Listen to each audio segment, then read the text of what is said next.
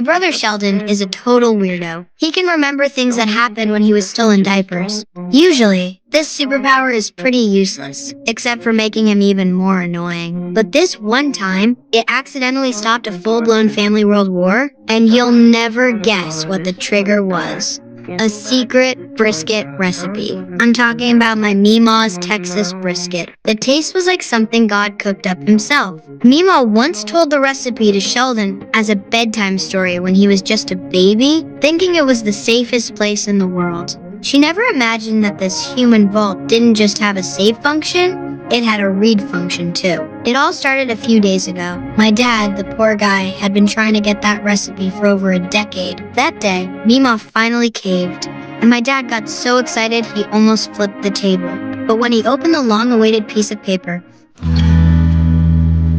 instantly, the air in the dining room went still. The look on my dad's face was uglier than his most hated vegetable salad. War was about to break out. Mom, of course, sided with Meemaw, which left Dad looking like an abandoned puppy. I quietly tugged on Sheldon's sleeve, and we started a serious discussion about who would get custody of us if Mom and Dad divorced. The mood in the house dropped to absolute zero. Meemaw must have felt a little guilty, because she gave Dad another exclusive recipe. Turns out, this recipe was a wild goose chase that sent my dad all the way to New Orleans to visit some mysterious voodoo lady for a magical spice called the root of the Holy Spirit. He babied that piece of meat for 14 straight hours, massaging it and spritzing it with water like it was a newborn. But when he realized it was still a complete and total sham, he finally broke. Donnie, you evil bitch! He started roaring with anger, but we could all tell.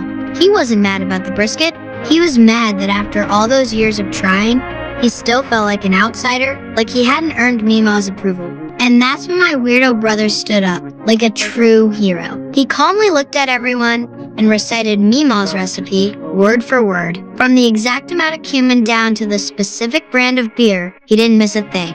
The entire family was stunned. My dad was speechless.